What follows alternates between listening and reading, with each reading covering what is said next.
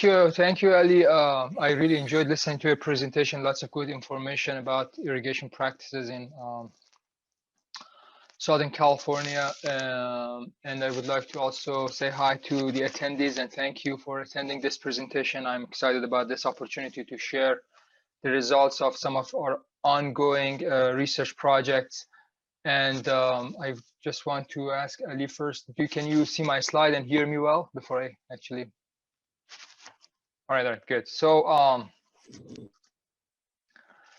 if you are familiar with the work that we do, my team, UCR Water, you're probably would ask yourself why this guy is talking about agricultural water management, because most of the work that we do since I joined UCR 5 years ago has been on landscape irrigation. But before that, for 10 years or so as a graduate student and also a professor in University of Nebraska, Lincoln, and in Tennessee as a graduate student, I was actually working on precision agriculture, agricultural water management, deficit irrigation, variability irrigation. And then we started actually to do some of that work here in California last year in collaboration with Ali, and I'm presenting some of the results that we got. I mean, my team members so far, and some information. So I have several members, several graduate student postdoc in my group who are working on site-specific irrigation management. Akanksha, my postdoc, she's actually delivering a talk today. She would be talking about a decision support tool for zoning that she has been working on, and we're optimistic that we can publish that soon. So people can use it. That's for a tool for free for growers and other interested people to use it. And Anish, my PhD student, he's going to talk about drones and all the difficulties, challenges, and opportunities in terms of using drones for precision agriculture and irrigation management. And Zahra is a new member in my group who will not be talking today, but she's working on an interesting project looking at what's going on in the root zone with advanced models when we practice variable rate irrigation. All right. So with that, let me actually start. I'm going to talk about variable rate irrigation, site-specific irrigation. I try to avoid scientific jargon and stay to the point and deliver useful information that you can utilize in practice.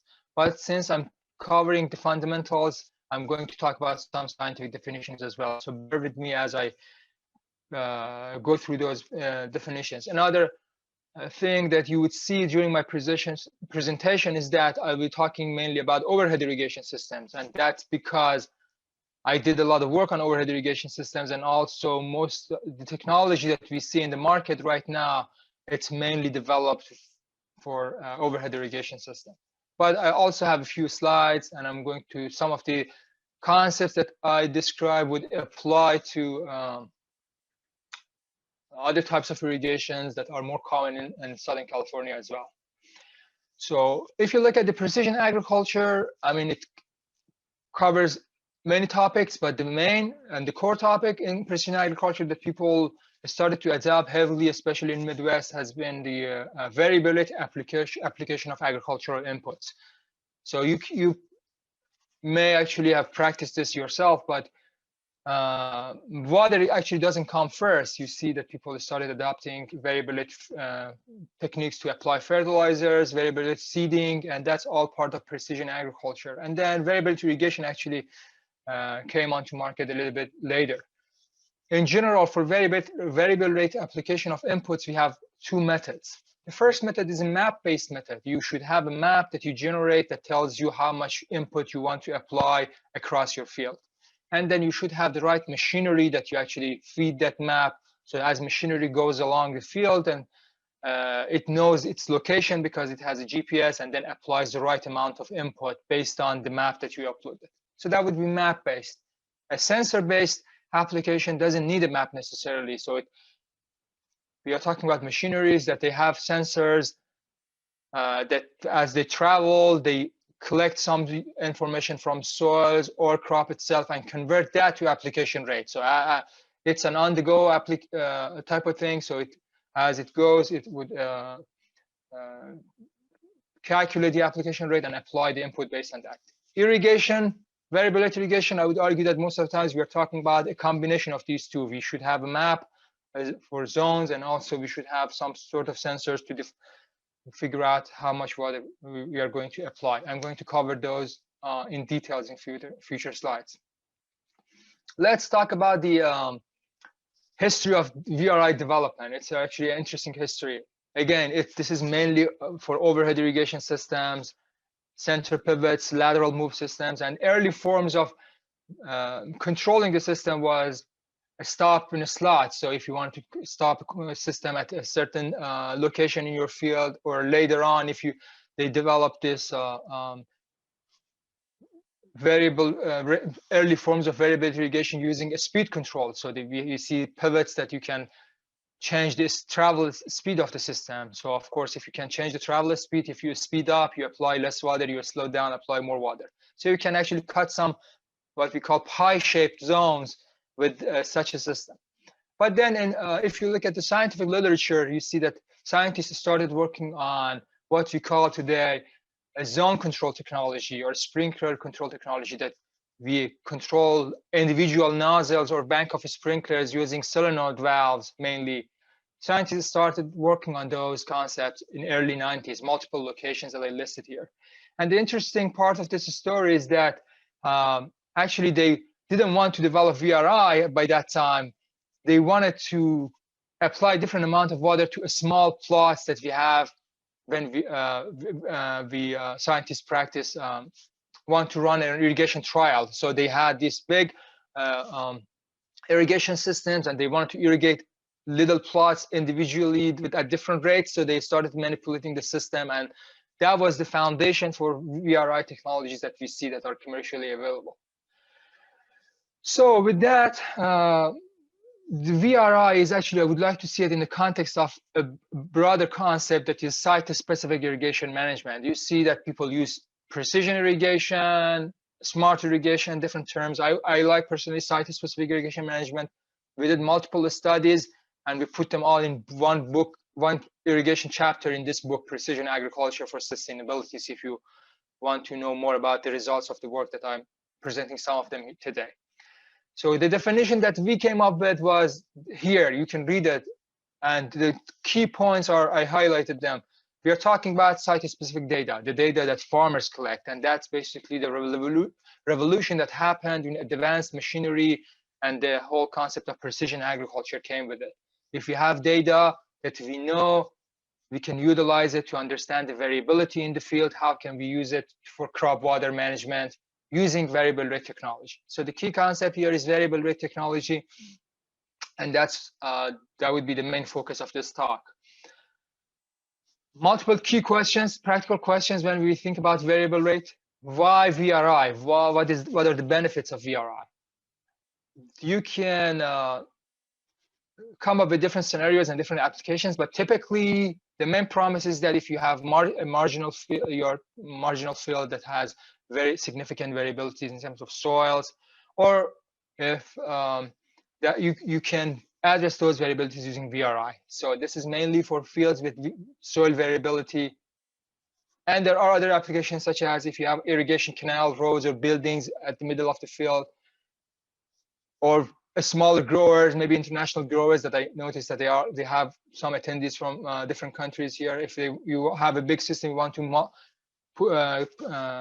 plant multiple crops underneath a big irrigation system, that also would be feasible using a VRI system.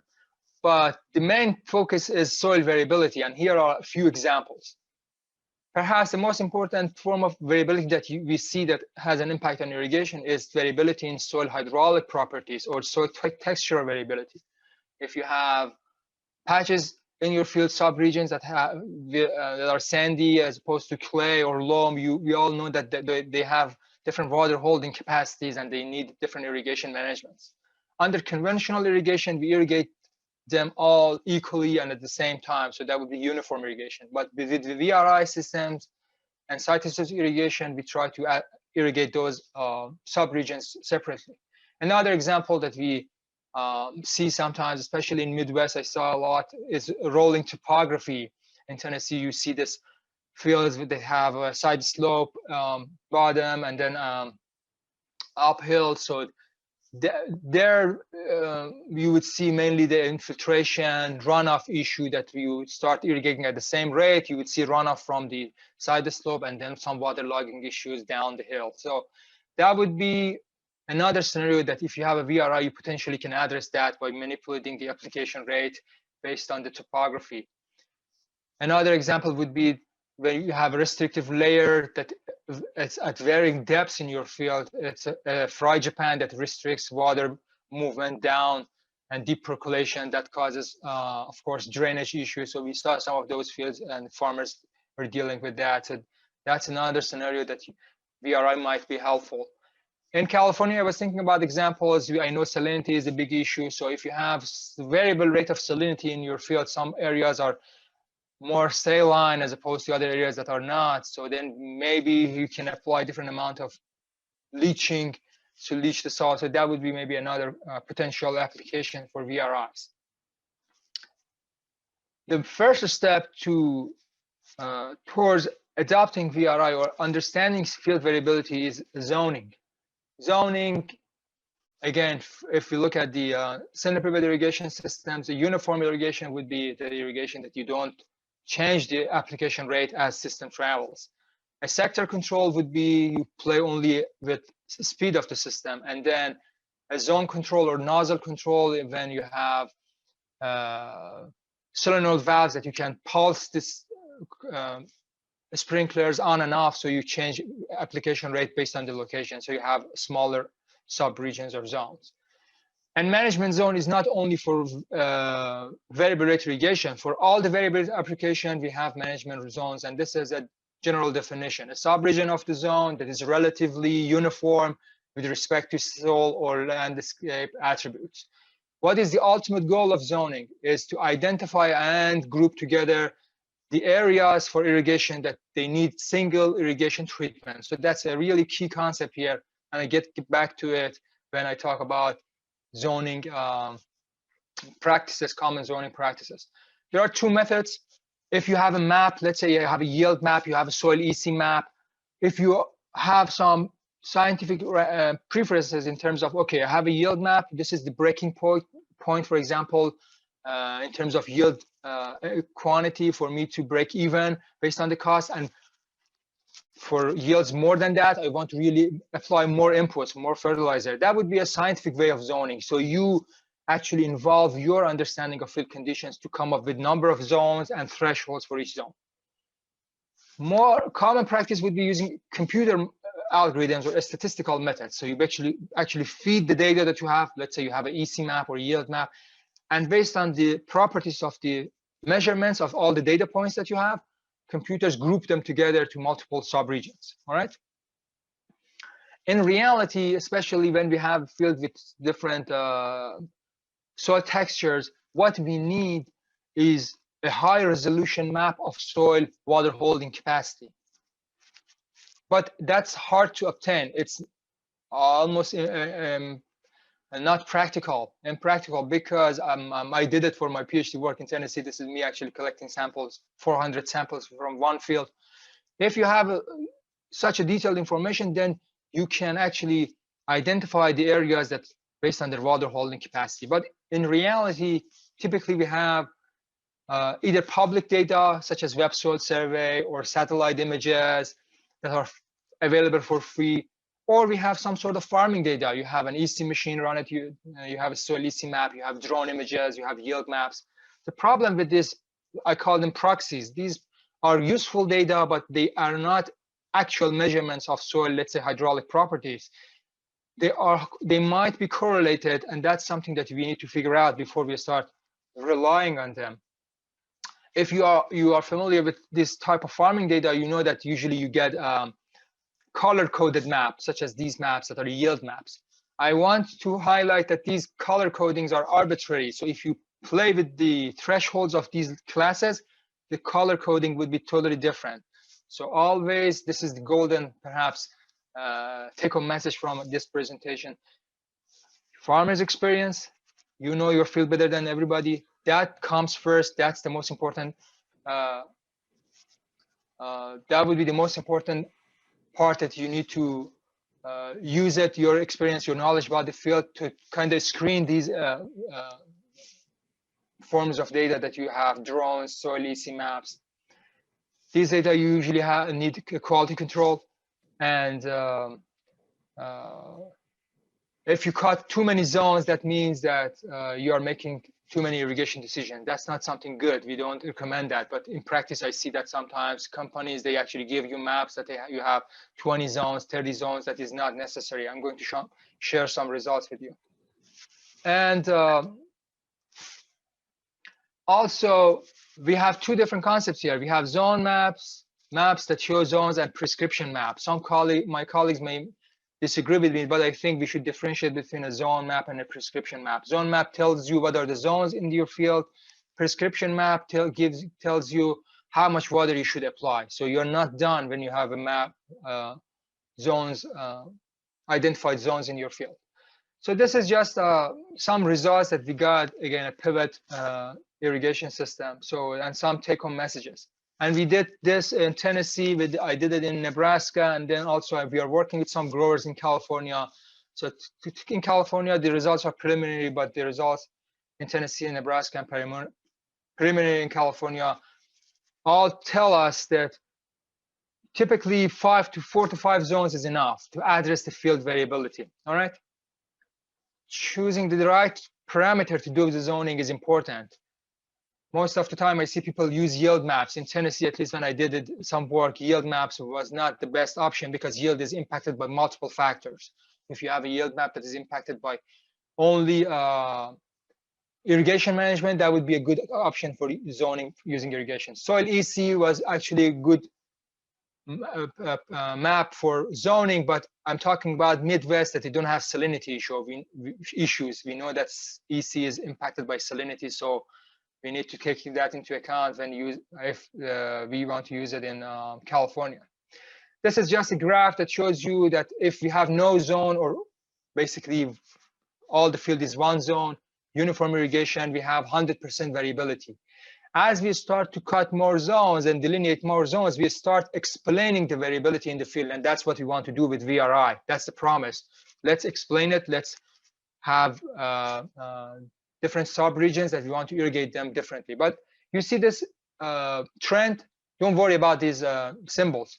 For all of the inputs, almost, you see a sharp reduction and then it levels off. That's what I'm talking about when I say 3 to 4 zones, you can explain as much as you can do typically.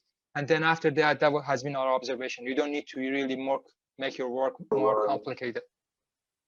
And I appreciate if you can keep your speakers muted, attendees. So this is just an example that I found in the literature in California. It's a vineyard that they actually started doing. So there has been some activities my colleagues are working that retrofit irrigation systems, especially drip systems, and then to practice variable rate irrigation. So this is the map that this is a study that I found in the literature. Different soil types, you see soil 1, 2, and 3, and then with solenoid valves and check valves, they were able to actually divide the field to 3 different irrigation applications, 3 zones, and that was helpful. So I'm speeding up so we can kind of stay on schedule, and I'm keeping track of the time. So it has been 17 minutes so far. So we have still a few minutes left. So I wanted to show you this example, hypothetical example. So I know that most of the growers practice surface irrigation, but I still think that it's possible to do some simple zoning with. So if this is a field that you do irrigate using surface irrigation, you can still have, again, this is hypothetical. I know that they have different soils, they have different water holding capacities, so I can perhaps cut a zone like this that covers the entire soil 1 and part of soil 2, just play with the applications, maybe openings of the furrows, and then another zone that is mainly soil 2. But the practical question would be, how much should I follow soil? Which soil should I follow? Because these zones, unlike the zones that we have when we have sophisticated systems, are not just, they don't contain one soil. For example, here, maybe we follow the soil 1, here we follow the soil 2. That's a question that depends on the crop and the response of crop to different irrigation managements. Let's switch to irrigation scheduling. So now we have the zones. How are we supposed to make the irrigation scheduling? There are different methods to do it. What I personally prefer is using soil moisture sensors. The work that my friend George Veladis at the University of Georgia, they have been doing this for a long time. So basically, you delineate the zones. You have one soil moisture sensor per zone, and that helps you to irrigate a scheduled irrigation per zone. You can have at multiple depths, but depending on the routing depth zone. There are other forms of irrigation scheduling that people, again, scientists have been working on them. This is more on-the-go type of irrigation scheduling with temperature sensors that look at the canopy. They mount them on top of the center pivots. This is Bushland, Texas. People have been working on this for a while. And then if you know evapotranspiration rate varies across your field, perhaps if you can get an ET map using drones, temperatures data from satellites, that could be also a basis for irrigation scheduling. Economic analysis, Ali mentioned this beautifully in his presentation, is also, of course, always a part of the equation in practice. I know the price tag of these systems. These are the toys that sometimes we can actually afford when we do on scientific research projects, but in practice, you need to, of course, take into account the energy costs. If you're pumping water, moving water, running irrigation system, what is the commodity price, management cost of this system versus the traditional form of systems, and the benefits that typically, if you have a variable field, you can get some level of yield improvement by reducing runoff and deep percolation. Over irrigation that happens if you have a mixture of different soil types would actually may cause yield reduction, or based on the soil type. So if you follow a coarse soil in your field, then you may over irrigate your fine texture soil, your clay parts. If you follow clay parts, you may under irrigate your coarse texture soil. So you always, I know you're dealing with this if you have a field that has variability. And variable rate application, regardless of type of inputs, water or other inputs, can help you to focus on most productive subregions of your field. So if you have limited amount of water available and you want to really, or fertilizer or other types of inputs, if you understand your soil and variability, that helps to kind of optimize, focus on more productive regions in your soil. I'm almost finished with the presentations. There are useful publications, two that I found. One, my former colleagues at the University of Nebraska, they put together this extension publication. We are working on several extension publications, so stay tuned. Check my website, ucrwater.com, about site-specific irrigation. Another one that I found at Clemson University. So I know this was a very fast and brief overview, but you can always reach out to me if you have any question and email me. I would be happy to talk about this variable rate irrigation. And the next speaker would be my student Anish, who is going to talk about the beast. He called the beast this drone that the toy that we got in our lab, and he's using this tool to